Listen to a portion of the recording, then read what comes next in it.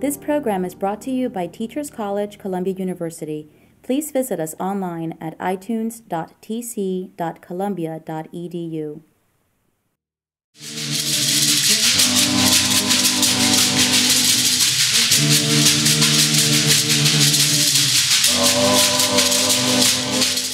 Whatever you feel comfortable with. So this would do what? Oh, okay. It would have been. Sweet Mysteries of Life.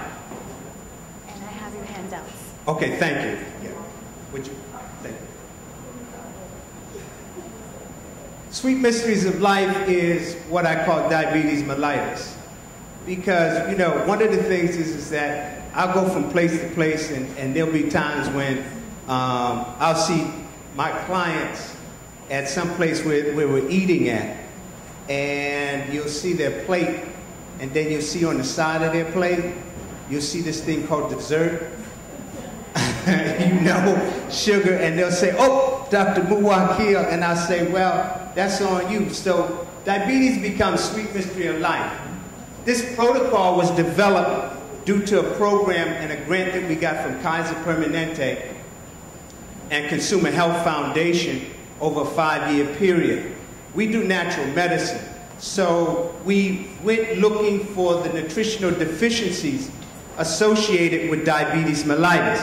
Some of these slides I may just omit. Let me see where we are here. Okay. Now, one of the things is that, did you know that the Egyptians had diabetes? No, most people don't. The Egyptians had diabetes. And it's real interesting what they used to get rid of diabetes. I don't recommend this for people, but one of the items that they used was beer.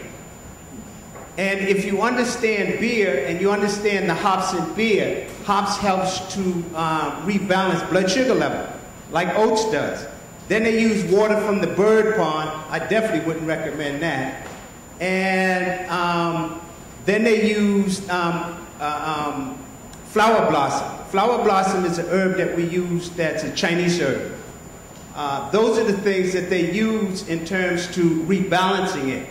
And then the word was coined in 1880. That was the first time they used the word diabetes, which basically meant sweet urine.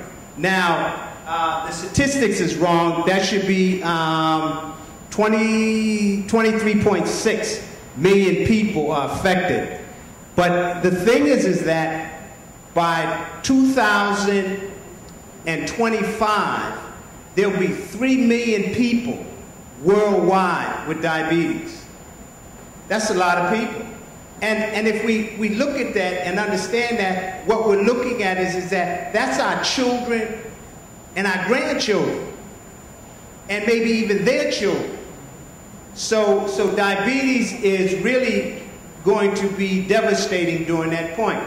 The other thing is that when we look at type 2 diabetes, as was previously said, we're finding that children beginning at age 2 beginning to establish type 2 diabetes, which at one point it was type 1.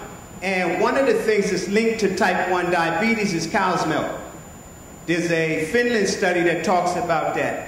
And George Washington University did a piece on it that talks about the fact that type 1 is cow's milk is also connected to the inner ear infections that children get along with the constipation. Let's see where we're going here. Okay, I think I went through this. Let's talk about the making of diabetes. The making of diabetes has to do with several different things. Let me ask this question here first up. How many chemists do I have in the room? There's no chemist in the room? Nobody's a chemist? Come on, one person has to be a chemist. Nobody? Ladies and gentlemen, I hate to tell you, we all chemists. Every time you put something in your mouth, you're dealing with chemistry. Starch breaking down in the mouth, protein breaking down in the stomach. That's all about chemistry. Diabetes is about chemistry. It's about chemistry of the digestive tract. So when we start looking at it, we start looking at the fact that, is that the last one? Okay. We start looking at the chemical imbalances of enzymes, because enzymes, if you don't have enzymes, as well as you know, we won't be around. Improving food consumption. You know, we have to get rid of greasy foods, lack of nutrients in the foods. We eat so many overcooked and processed foods. Matter of fact, there's a thing called allicin. Allicin is what is given to rats in clinical trial studies to cause diabetes. Well, that same element is in white flour. So once the flour is bleached and all the nutrients is taken out of it, you wind up with allicin. Then we have the environmental factors, of course. I mean, you know, we were talking about the pollution. You can't go any place without the pollution. Lack of proper digestion. Now, how many people in here really chew your food? Yes, I do. Okay. You see, we live in a gobble society. 2 bites and it's gone. When you do that, you don't give the food chance enough to digest so that you can get the nutrients from it. So that's another factor that's going to cause it. And then we talk about viral. Viral infections mostly have to do with type 1 diabetes. These are the nutrients that are scientifically found to cause diabetes. Each diabetic has one or multiple of these different elements. For instance, chromium. Chromium and chromium percolinate is one of the pieces that absolutely gets rid of diabetes. My surrogate mother called me last week before last, and her blood sugar was off the chart. I suggested her taking two of these elements. One is magnesium and the other one was chromium. Within 3 days' time, her blood sugar levels came down below 90. Her doctor was amazed. We're suffering from malnutrition. That's what diabetes is. Our program had proved the fact that when you give people the nutrients that they need, what begins to happen is that their blood sugar levels begin to balance. When you teach them how to eat, let's see, they begin to balance. The research, the goals, to prevent, reduce, and or eliminate the prevalence of diabetes, obesity, hypertension, and high cholesterol. Influence and educate the community to increase their nutritional values. We do not, when we walk into a room, the first thing I tell people is that I am not here to change anything in your life. I am here to give you some information. You take that information and do what you will with it. My job is to inform you and educate you, and that's exactly what I do. Then we introduce the community to healthy lifestyle changes. Some people change, others don't. Prevent the prevalence of the disease, of chronic disease. Increase physical activity amongst families, not just children.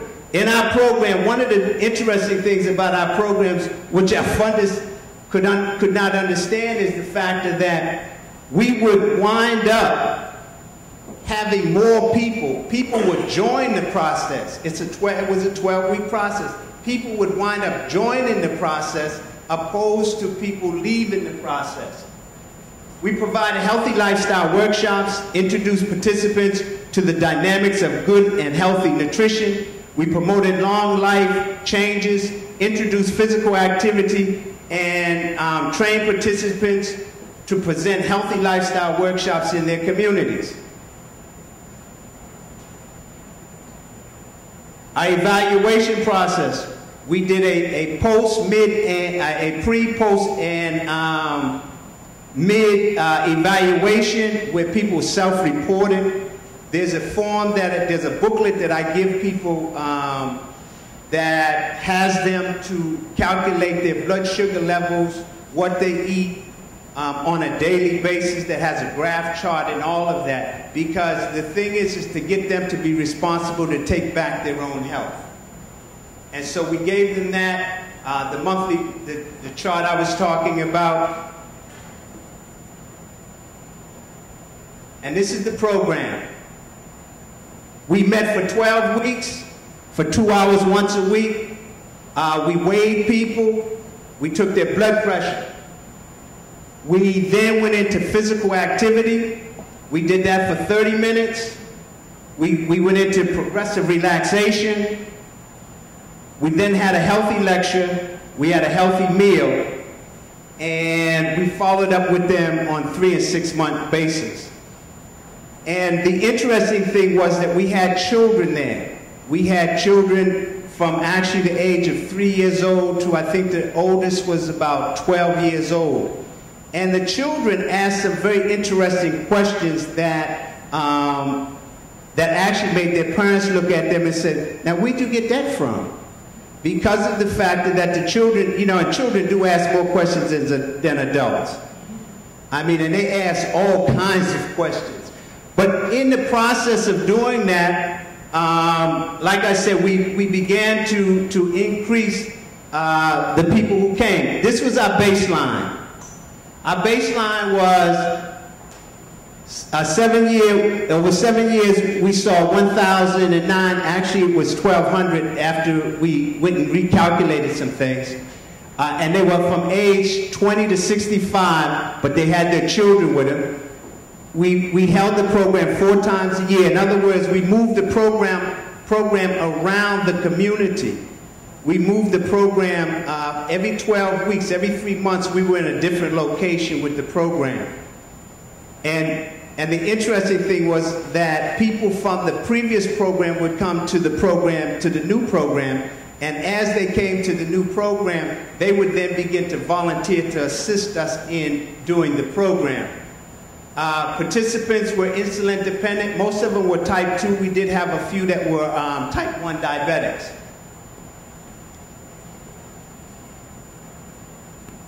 And several of them were taking pharmaceuticals. We didn't tell people to stop taking any medicines or anything of that nature, and we had a lot of help with their physicians because oops, how do I go back? Okay, is that right? Yeah. Okay, so the physical activity was Qigong. We're now using yoga and Qigong. And Qigong, if you don't know, is an ancient Chinese exercise that aids in getting blood flowing. It aids in getting the qi, as we call it, or the energy flowing. And I go back to China to study every 3 years. And so in China, when I'm studying, we go to a hospital where they use nothing but Qigong on things like diabetes. Matter of fact, when I was in Cuba, we did a thing where we use another art that I use, which is called Tuina, which is traditional Chinese bodywork. And we use it in Cuba for diabetics, and we found it to actually really assist in lowering blood sugar levels. Then physical movement, and some of the physical movement was just that, physical movement. We would do all kinds of things. We had a good time. And then rhythmic breathing to get the breathing, because when you get the oxygenate the blood then begins to change from acidic to alkaline. And so as we oxygenated the blood, we got the blood to become more alkaline, and it also helped bring down the blood sugar level. The progressive relaxation got into meditation for 15 to 20 minutes. Creative visualization, having them to really begin we had charts showing the body, and we showed the pancreas, and so we had to visualize the pancreas being restructured and having the cells to begin to function properly. We did again the rhythmic breathing. Oops. Okay. The healthy meals. And they loved that. Matter of fact, when we did after the program, we came out with a cookbook on the meals that we shared with the people. And my former wife, she did all of the cooking, which was great. You know, because I also got a chance to eat, you know, didn't have to fix those meals, so that was great. The instructions in the healthy meals preparation each season. Now, one of the things that we don't realize is that each season our body changes, our digestive changes, and so we have to change some of the foods we eat. So we taught them foods for each season, and with that they did very, very well. And then, what's this here? At the conclusion of the program, they were presented with the cookbook, and we have a manual that they received. Matter of fact, the manual has turned into a book that will be finished publishing probably the end of next month, because it's all written. It's just being edited. The lecture got into things like the digestive tract, and let me move forward here. Okay, we talked about digestion, the mechanics of it. We talked about the entire digestive structure and why the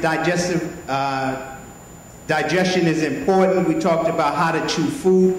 We talked about the fact of what happens when you eat and you drink at the same time and how the food doesn't digest. We talked about the different types of emotions that a person could be under that would cause the food not to digest.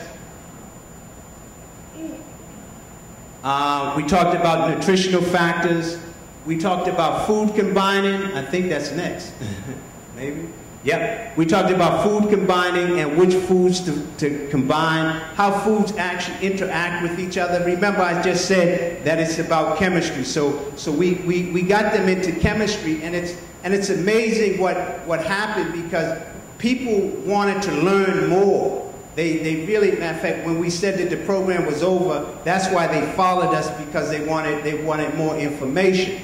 We talked about digestion, the preparation of foods in combination. For instance, we talked about the fact of not eating proteins and starches at the same time. You can eat them at the same meal, but don't put them in your mouth at the same time, because the mouth is looking for that starch to break down, and the stomach is looking for that protein. And when you get it all miscombobulated like that, what happens is the body says, well, what do I do with this? And they send it down into the small intestines, and the small intestines will say, well, take this number and go sit in the corner, and I'll call you. And then you have that fermentation and that putrefaction and that methane that starts to happen with that sulfur. And then when it comes out, you can't stand yourself, and your friends don't want to be around you at all. And when you drop it in the bathroom, you put a sign on the door that says, please do not enter for 3-4 days. I mean, you know, so we really got to them with that piece. And it's amazing how many people said, wow, you know, I can go in the bathroom and then somebody can come in after me and they don't have to worry about it,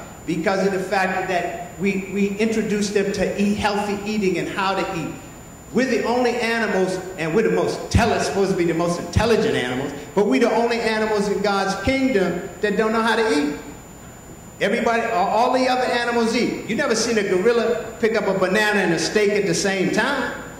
You see the gorilla pick up a banana, eat the banana, wait a few minutes, and then pick up some leaves and eat it. But the gorilla doesn't do that. But humans do that. We eat, like you said, you eat everything. You know? And being in Chinese medicine, you know, in the Asian culture, everything has a purpose. You know? I mean, everything has a purpose. Let's see where we are.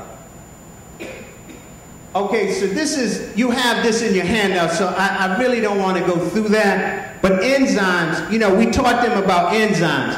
And we taught them about the fact that enzymes die at 118 degrees Fahrenheit. So that means that we normally cook stuff at 250 degrees. The manufacturers cook the stuff at 5,000 to 7,000 degrees, because they want to make sure that there's no bacteria. And so by the time it gets to the plate, it's dead. So we taught them how to cook foods to make sure that the foods had enzymes. We taught them how to go about eating raw foods. Matter of fact, there were some children in the program that would never eat vegetables. By the end of the program, they were eating vegetables. We taught them about the factor of when they feel their body full of enzymes, the body will get well. And and when they deplete their body of enzymes, the body will begin to be sick, and they'll have problems, and that was part of the diabetes. And so we had them to increase the enzymes. We talked about proteins. We educated them very well on what proteins do and what they don't do, and why you need proteins and what kind of proteins that you do need, and which proteins are very more digestible and which proteins aren't. And we talked about the factor of lactose intolerant, because you know, we know that 97% of people of color are lactose intolerant. And so when you put something in that your body doesn't tolerate, what does your body do with it? And it'll wind up sitting in your colon. And so then once it sits in your colon, for a while you wind up having what is called the leaky gut syndrome. And the leaky gut syndrome then will lead to cholesterol and high blood pressure and diabetes and a host of things. And I often say that, that there are no fat people in the world. And people look at me and say, well, you've never been fat in your life, and that's the truth. But there's a lot of people that's full of waste because of the factor that they're suffering from malnutrition, because of malabsorption and a malassimilation of the nutrients from the foods that they're eating. And then we talked about carbs, and we talked about how to eat carbs, and we did that through several different methods. One of them we talked about showing people how to use the glycemic index, and then showing people how to eat carbs that were not refined, and which carbs to eat, and then which carbs to eat in the summer and the wintertime. For instance, rice, brown rice. Well, most people eat just the same rice all year long. Well, the truth of the matter is that in the wintertime, you should be eating short grain brown rice, because it has more heat and it works more effective. And in the summertime, you should be eating long grain rice, because in the summertime, you don't need as much heat, and it's easier to digest. So we did that. We talked about how to eat things like tabbouleh, those kinds of things, which are also parts of grains, and parsley. And the parsley will help to actually decrease people's high blood pressure. Let me see, what else is up there then? Okay. And then we talked about calories, and we really showed them how to identify calories, and why it was important to burn certain calories, and why not to eat other calories, and to deal with the fact that things like sugar were empty calories, especially when you have refined, that domino sugar, that stuff was definitely poison. And you know, it's real interesting about sugar, because sugar is legal, but it's one of the biggest drugs and addictors on the planet. Because if I ask most of the people in here, how many of you like sugar, I would gather about 85, maybe 90% of you would raise your hand. And what happens is that sugar robs our bodies of the B vitamins. Well, B vitamins are very needed in the form for the help with diabetes. It helps with neuropathy. Those kinds of things. So we talked about, you know, carbs that they should eat and they shouldn't eat. And the glycemic index, as I had said, we taught them about that. We taught them about fatty acids, because most people, when you say fat, they don't realize that fat is fatty acids. And you have two kinds of fatty acids. You have that you shouldn't eat, which is saturated fat, and then you have the polyunsaturated fatty acids that you should be eating. But we also gave them ALAs, which is a lipoic acid. We talked about omega-3, omega-6, omega-9, and how they worked in the body, and how the body needs those for not only lubrication but for hormonal, to help the pancreas to stimulate the insulin, that kind of thing. So we got off into the biochemistry of the body, and then we talked about the food pyramid, and we changed a couple of things. we changed the food pyramid. We had them to change the food pyramid, and then we had them, because they were African Americans, we had them to look at the I I want to say glycemic index, but it's not, the BMI chart. And we had them change that because we did my weight, my height, and it said that if I gained 5 pounds, I'd be overweight. And so, you know, I looked at it and said, where? You know, I mean, and so we changed that and we moved it like 5 and in some cases 10 pounds to see exactly how that would come. And we did a thing to actually work with them psychologically to get them to realize that, well, okay, so if you lost this amount of weight, that would put you under this, so then you wouldn't be overweight. And it worked. I mean, they really got involved in that, and it began to work for them. And then, as I talked about eating foods in their proper seasons, all of this information you have in the handout, okay? Let's see what we got. Okay, functional foods. And in functional foods, we talked about foods that were good for them to eat, like nuts. But the thing with nuts is that nuts are like beans. And so with nuts, you have to soak them. And that's why I don't eat nuts today, because I don't like soggy nuts. And you soak the nuts, and then you throw the water off, and you eat the soggy nuts. That's how you get the inhibitors. But I'm not eating those soggy nuts. Forget about it. I will not eat nuts.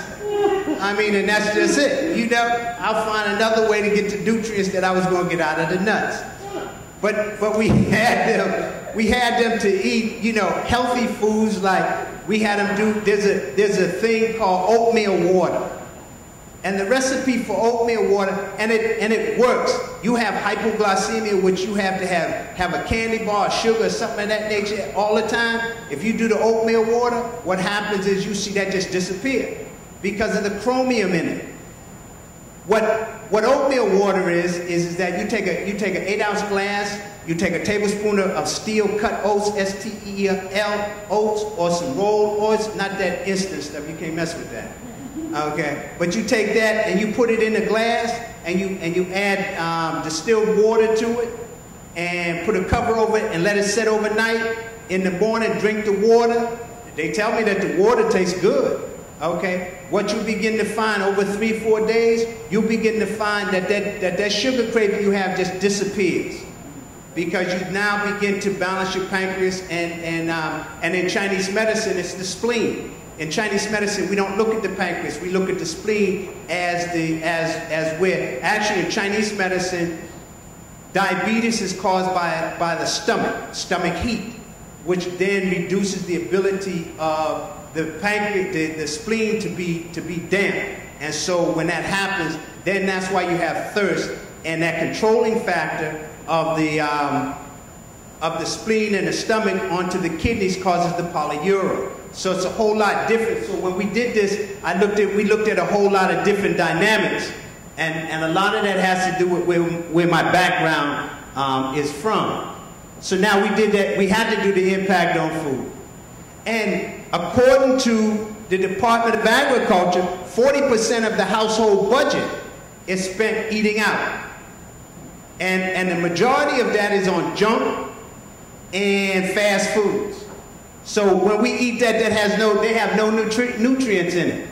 What's this? Increase of childhood obesity and type 2. I mean, how many times have you seen lines of children with their parents at McDonald's? You know? I mean, or one of them other places that's fast foods. So when you do that, you know, there's a whole lot of calories, whole lot of salt, whole lot of sugar, and no nutrients.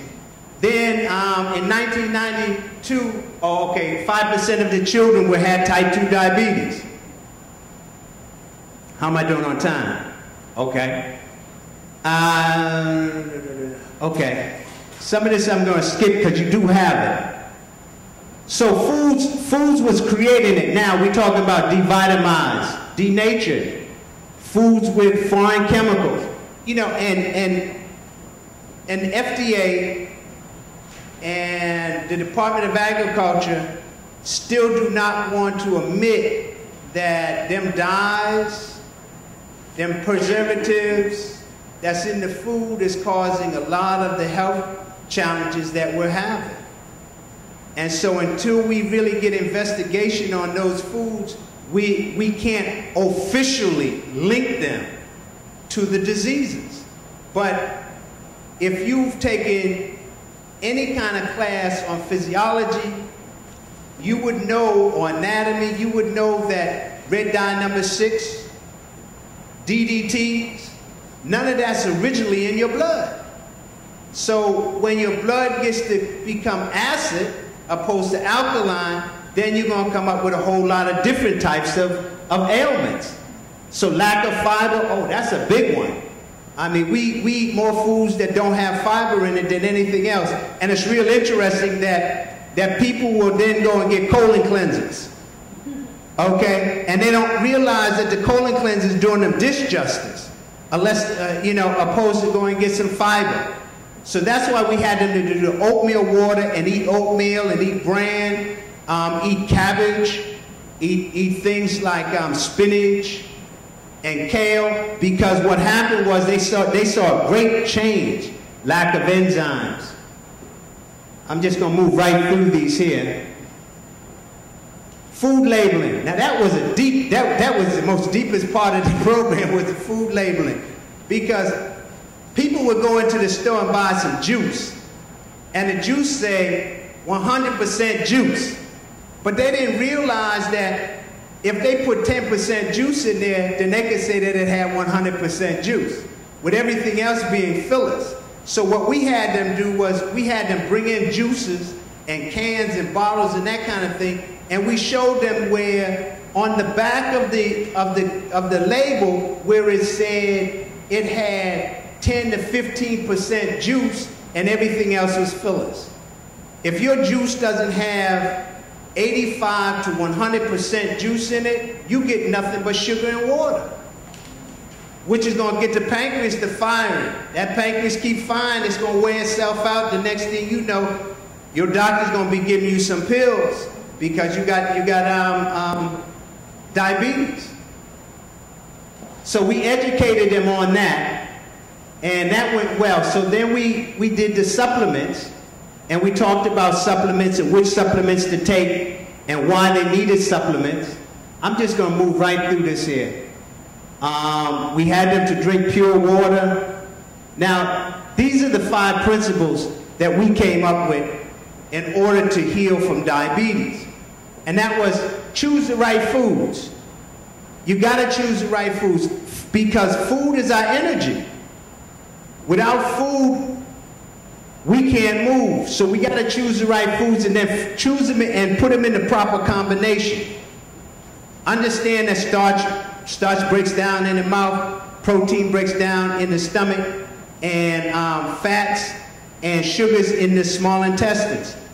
When you do that, you begin to find that the foods will break down. Masticate the food well, meaning that if you chew the food till the food is liquid and the bolus that you create and you swallow it as liquid, then the body's not going to have a hard time absorbing and assimilating the nutrients from it. Take supplements. Because of our food, 99.5% of our food is trash. We working on organic, but there's an issue that I see with organic that nobody's talking about. Maybe I'm on the wrong street, which has to be with the fact that if that organic food is from California and it has to get here to New York, then that means that they can't pick it right.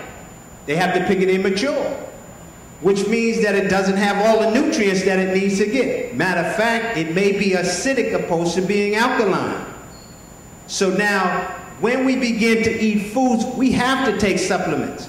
And you don't have to take vitamins and minerals. You can take things like spirulina. We had them on spirulina. Spirulina is great for increasing, decreasing the blood sugar level and increasing the energy. We had them on chlorophyll, liquid chlorophyll. Have them take an ounce of liquid chlorophyll a day. Same thing. That photosynthesis of that liquid chlorophyll from them plants. And chlorophyll normally comes from alfalfa. Alfalfa is full of nutrients. When they took that, what they saw was they saw a difference in not only their blood sugar level, their cholesterol, and their blood pressure, because of the fact that chlorophyll's cells have magnesium, which works very well with the hemoglobin or the iron cell of the bloodstream. And chlorophyll not only proliferates, but it cleanses the body, the blood. We just about there. Suggestions for the protocol. You have this in the handout. Let's see where we are. Foods to incorporate, you have that. These were our findings. Okay, and you have that. 60 to 90% of the people, their blood sugar level came down. 315 participants lost 40 to 60 pounds. Cholesterol was decreased 20 to 30%. 60% of the participants' hypertension was decreased, and doctors took several of our participants off of their medicine because their body began to stabilize. Let's see what else we got over here. And that's it. Thank you. Question? The first? Go ahead. Okay, so you did follow 3 and 6 months. Right. How well did they maintain this diet? I would say 75% of them maintained it because we didn't call it a diet. We called it an eating habit. And they saw the results of it. And so when we went in and checked them, a few of them gained a little bit of weight back, but they didn't revert back to the eating that they were doing. So their blood sugar levels was still down, okay? And their hypertension was decreased, as well as cholesterol. Matter of fact, we had a couple of children who were 7 and 8 years old, and their cholesterol was off the chain. And after them and their parent going through our program, what happened was their doctor was amazed at the way that their cholesterol came down. So now this is a drastic lifestyle change. Just like you said, like 99.5% of our foods are garbage, and it's like everywhere. So this is like literally such a drastic change, and that's why I was curious to see, like, you know, how sustainable this was. Right. But in addition to that, like, what's the cost of a diet like this? Well, the program, off the top of my head, I think for the year, for all of the community, I think it was $35,000. So, like, what would that be on a weekly basis? Let's say for that would be that might be something like maybe $1,000, maybe. Yeah, you know, I mean, I'm not good in that department, you know. The clinical I'm good at, but the number department. But I mean, it's an affordable program when the community gets together, because you're talking about fixing food, okay? You're talking about making, for instance, we made sure people had water. Then we had to pay folks who worked. We had some volunteers, but we had to pay. For instance, we had to pay somebody to come in and do the exercise, actually, and we paid one of my students. I did the lecture, and then my former wife, she did the cooking, okay? And so all of that entailed the amount that it cost. But, you know, then you're talking about how many people. We had, at one point, in one of the programs, we had 65 people. So we was fixing food for 65 people. We had it at a church, and at that church, actually we had it at 2 churches. One was 54, and the other one was 65. So it does depend on the amount of people that that come to the program. Now, the thing is that program can be scaled down to where you could cut it off, say 10, 12, 14, 20 people.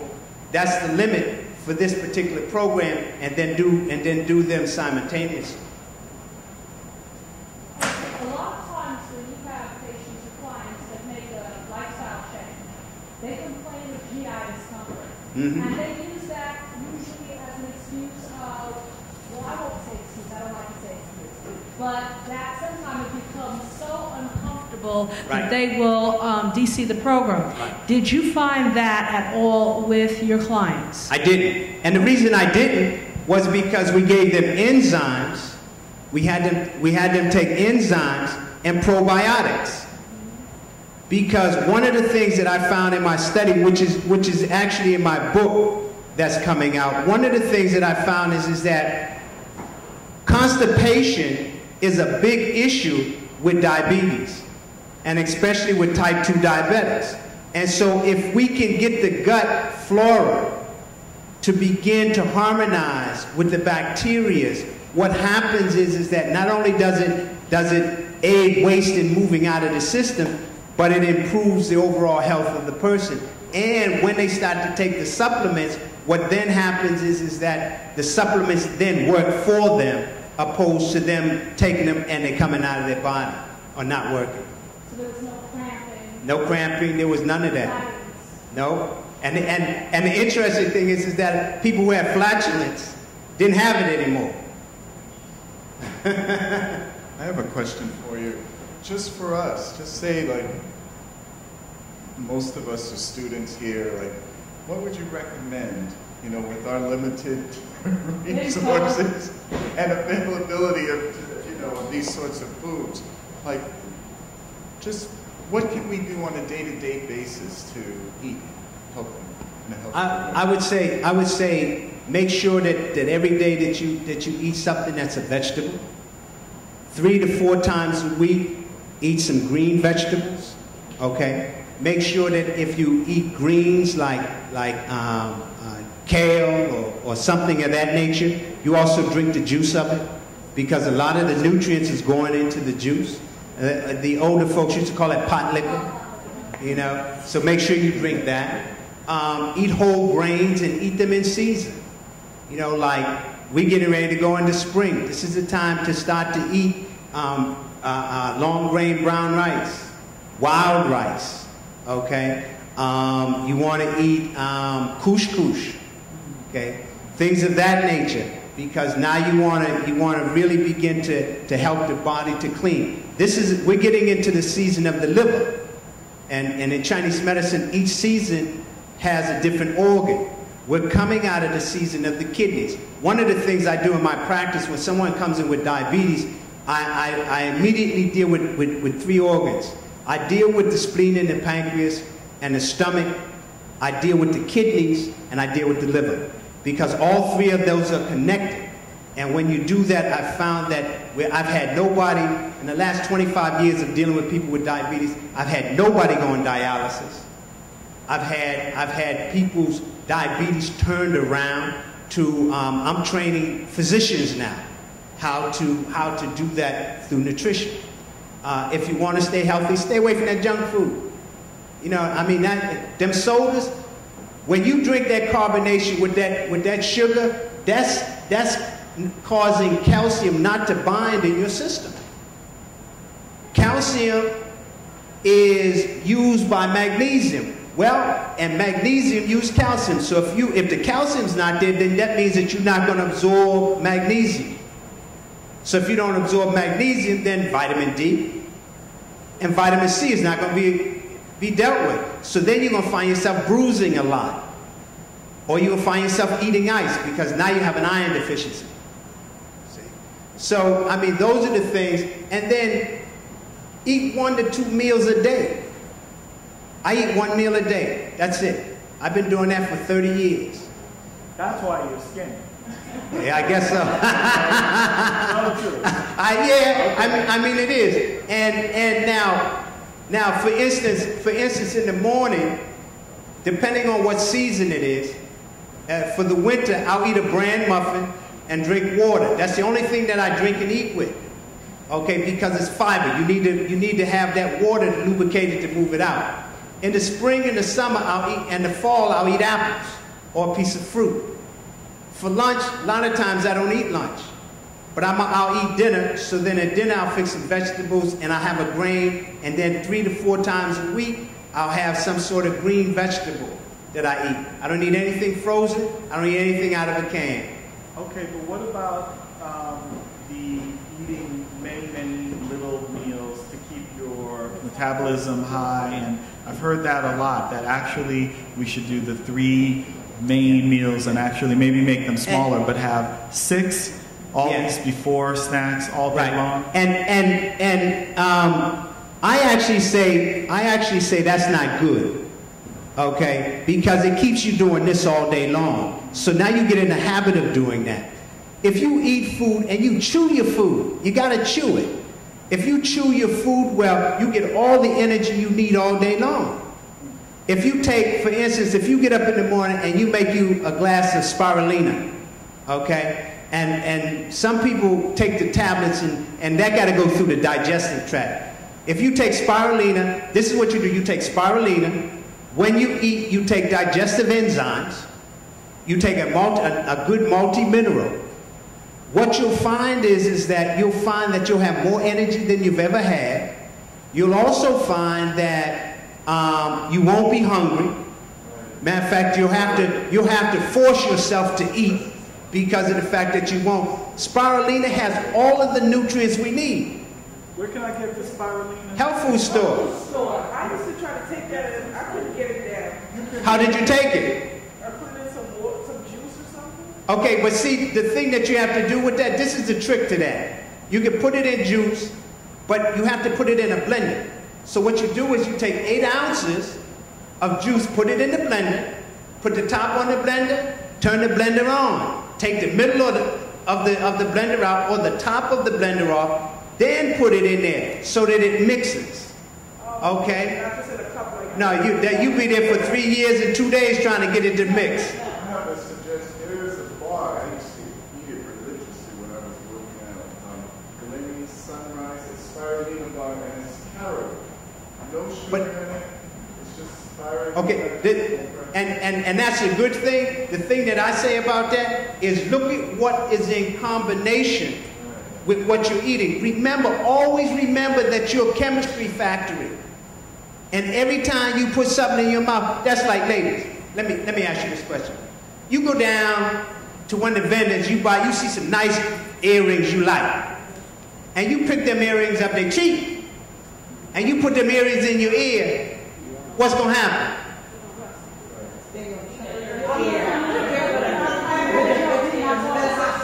Right. You see, you're going to have green stains, your ears going to be running all that. Why? Because of the fact that your body's chemistry says, excuse me, but I don't think this is going to work with us. And so the same thing happens when you start to talk about eating. That's like the clothes that you have on. If you wash them clothes in the wrong type of detergent, you're going to get a rash. And that's no kidding. And that's because of chemistry. Yes, sir. Is ice cream a good supplement for, if you're not a milk drinker, for calcium? Oh, no. I'm on camera, so I don't want to say what was in my head. But I would suggest that you not eat ice cream. One, because you may be lactose intolerant. So if you're lactose intolerant, then that's going to go in your gut and sit there causing fermentation. Okay? The other is that if you're lactose intolerant, then that means that your body's not going to absorb any nutrients from that. So what happens then is, again, it sits in your gut. Okay, that's like soy. Everybody's big on soy these days. Soy is not a food for us to eat unless it's fermented. It should be tofu, miso, neta, or tempeh. That's it. But if you're not a milk drinker, you're not getting any calcium. Sure you are. If you eat greens, oranges, there's a whole lot of foods that you can get. Nuts, you gotta soak them. Nuts, you can get calcium from it. Okay, and but that means now that you can't drink that soda. That's what that means. That means you can't drink that soda. You see, so I mean, if you take spirulina, you will get calcium. So there's a lot of substitutes for you to get calcium. You mentioned earlier about digestible proteins. What are those? Digestible proteins are plant proteins. Okay, when we eat meat and flush, and I don't have no problem with folks who consume meat, even though I'm a vegetarian. And my clients will tell you, I never discourage them from eating meat. I tell them that if you're going to eat meat, then you eat an ounce of meat per serving. Because what happens is that you need to try and get that protein from that meat to digest in your system so that your body will function properly. But plant protein is good. Spirulina, I keep going back to spirulina. Green blue algae, it's, you know, I mean, it's a wonderful thing. When I put people on a fast, I have a cleansing program that we do, that I do every season, and I have a group of people throughout the country that do it. What they do is they take spirulina, and all day long they got energy like they didn't eat 3 meals a day because of the fact that you're getting your nutrients. If we began to eat more seaweed, and we began to increase water, pure water, like distilled water, exercise, what we would find is that we would not have illnesses. We have illnesses because of the fact that we're malnourished. And once we begin to nourish the body, that stuff will go away.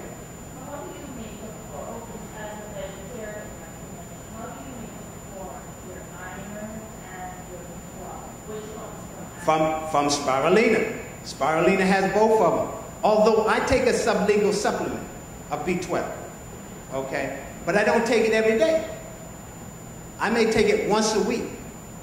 But I'll take spirulina maybe 2-3 times a week. I'll eat seaweed. So there's other ways of getting that B12. Now, if you have a digestive tract, and the majority of us do. Okay, you have a digestive tract, and so you figure that you're gonna get the B12 and those things from what you're eating, but you're not chewing your food.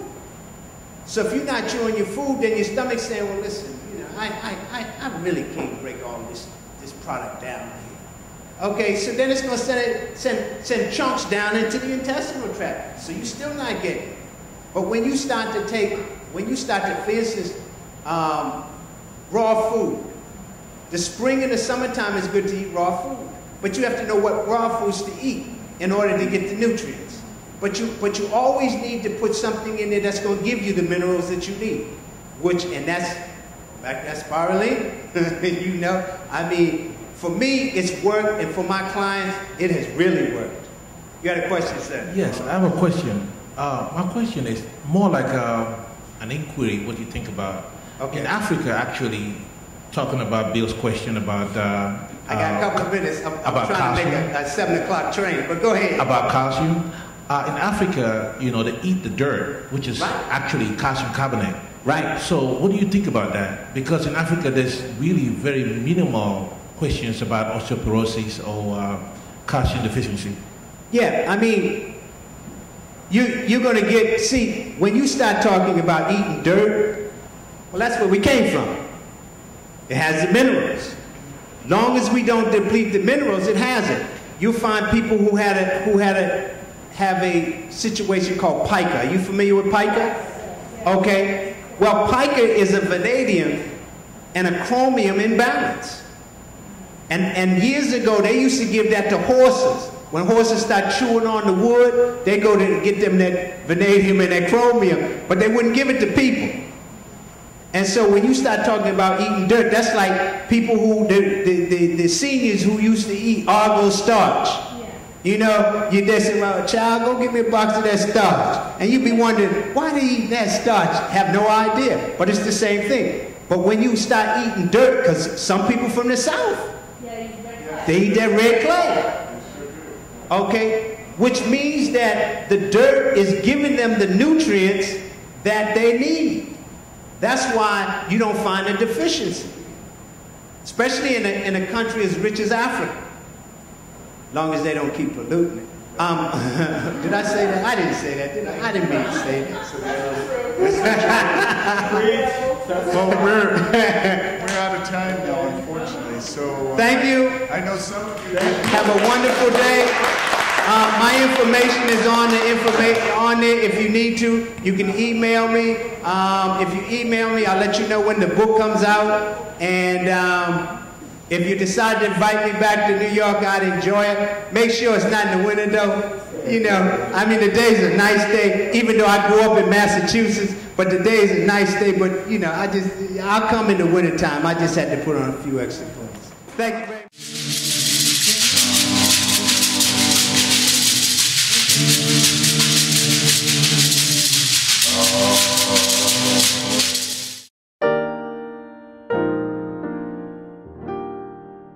The preceding program was brought to you by Teachers College, Columbia University. Please visit us online at itunes.tc.columbia.edu.